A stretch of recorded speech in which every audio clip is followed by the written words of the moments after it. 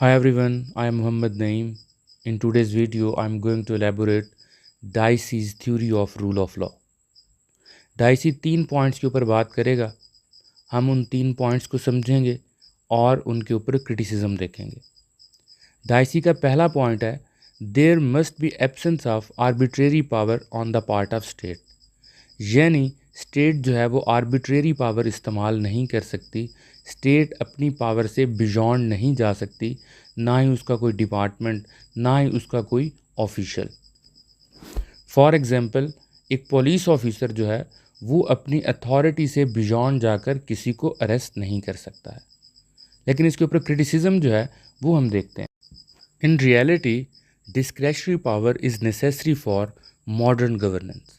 For example immigration, policing, taxation, emergency powers.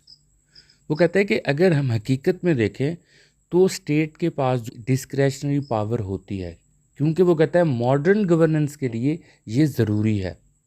For example immigration से related जो है आपके मामलात हो सकते हैं, पॉलिसिंग से हो सकते हैं, टैक्सेशन से हो सकते हैं, एमरजेंसी पावर्स हो सकती हैं।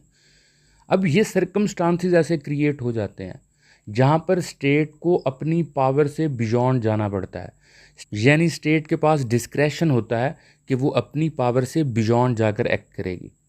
केस लॉ की एग्जांपल देखते हैं। Liversidge versus Anderson, during world war two the home secretary was given discretion to detain individuals if he had reasonable cause to believe they were a threat.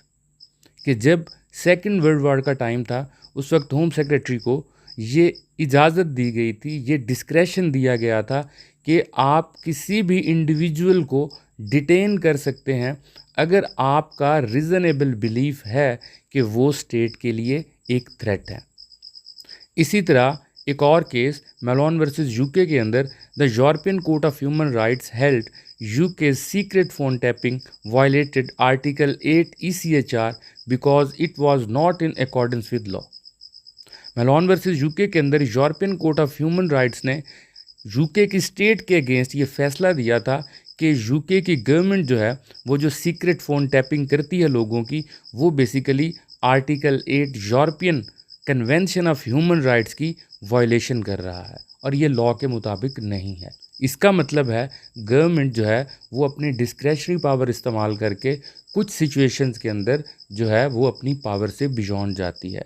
तो ये dicey के first point के ऊपर criticism था। अब हम dicey का जो है वो सेकंड पॉइंट देखते हैं। Second point of dicey is equality before law. It means every individual regardless of status must be subject to the same ordinary courts and law। इसका मतलब है कि कोई भी इंडिविजुअल हो, चाहे वो एक प्राइम मिनिस्टर हो, चाहे वो एक ऑर्डिनरी पर्सन हो, या चाहे वो एक जज हो, उसके ऊपर सेम लॉज अप्लाई होंगे और एक ही तरीके से उनके अगेंस्ट इन्फोर्स होंगे। क्रिटिसिज्म इस पे देखते हैं। Equality before law is not always a reality. Special immunities and privileges exist for certain groups such as judges, diplomats, crown immunities। कहते हैं कि अगर हम रियलिटी में देखें तो ऐसा होता नहीं है कि सब लोगों के ऊपर सेम लॉ अप्लाई हो, क्योंकि कुछ आपके ग्रुप्स ऐसे होते हैं जैसे कि जजेस हो गए, डिप्लोमेट्स हो गए, क्राउन इम्यूनिटीज़ हो गई, उनको प्रिविलेजेस हासिल होती हैं, उनको इम्यूनिटी हासिल होती है, वहाँ उनके ऊपर लॉ जो है वो सेम तरीके से अप्लाई नहीं हो रहा होता। इसकी एग्जांपल देखते हैं। M versus Home Office, a minister home secretary was held in contempt of court for failing to comply with a judicial order. While this reinforced Dicey's equality principle, it also highlighted the practical difficulties in enforcing it against state officials। एक minister था जो कि home secretary था, वो contempt of court के ऊपर जो है उसके ऊपर लगाया गया था, एक जुडिशियल ऑर्डर आया था।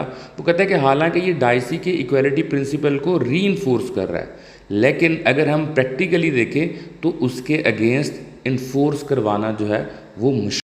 Third point of Dicey is supremacy of ordinary law. Rights are the result of judicial decisions in ordinary courts not from a written constitution or higher law. Dicey यहाँ पे कहता है कि ऑर्डिनरी लॉ की supremacy होगी और उसकी वजह क्या है, वो कहता है कि जो राइट्स होते हैं वो ऑर्डिनरी कोर्ट्स के डिसीजन से मर्ज हो रहे होते हैं। लोगों के जो राइट्स होते हैं वो हमें जुडिशियल डिसीजन से मिलते हैं, ना कि किसी रिटन कॉन्स्टिट्यूशन या हायर लॉ से मिलते हैं। अगर हम इसके ऊपर क्रिटिसिज्म देखें तो कहता है कि modern systems recognise that ordinary law is insufficient to protect fundamental rights, higher constitutional और international standards are necessary. Dicey rejected codified rights like the US bill of rights. इसका मतलब ये है कि जो आजकल के मॉडर्न सिस्टम्स हैं वो इस बात को रिकग्नाइज करते हैं कि ऑर्डिनरी लॉज जो हैं वो इनसफिशेंट हैं कि वो फंडामेंटल राइट्स को प्रोटेक्ट कर सके। और वो कहते हैं कि डाइसी जो है वो रिजेक्ट करता है इस बात को कि हायर लॉ जो है वो फंडामेंटल राइट्स को प्रोटेक्ट नहीं करते हैं। हालांकि वो कहते हैं कि यूएस बिल ऑफ राइट्स जो है उसके अंदर काफ़ी फंडामेंटल राइट्स को प्रोटेक्ट किया गया है। दूसरा क्रिटिसिज्म देखते हैं, वो क्या है, कन्फ्लिक्ट्स विद पार्लियामेंट्री सोवरेनिटी। कि अगर हम देखें यूके के अंदर पार्लियामेंट सुप्रीम है, तो जो पार्लियामेंट की सुप्रीमेसी की डॉक्ट्राइन है यूके के अंदर, उसके अंदर डाइसी का ये पॉइंट जो है वो कन्फ्लिक्ट खा रहा है। वो कहता है पार्लियामेंट कैन मेक और unmake any law and no other body can override it. कि पार्लियामेंट जो चाहे जिस कंटेंट पे चाहे लॉ बना सकती है और कोई ऐसा इंस्टीट्यूशन नहीं है जो पार्लियामेंट के बनाए हुए लॉ को ओवरराइड कर सके। जैसा कि एग्जाम्पल है, British railways board versus Smith reinforces that no court can disregard an act of parliament, they must enforce it as enacted. कि British railway board versus Smith का केस इस चीज़ की एग्जाम्पल है कि वो ये कहता है कि कोई ऐसा कोर्ट नहीं है जो पार्लियामेंट के बनाए हुए लॉ को डिसरिगार्ड कर सके, बल्कि वो जैसा लॉ इनेक्ट हुआ है उसको वो एनफोर्स करवाएगा।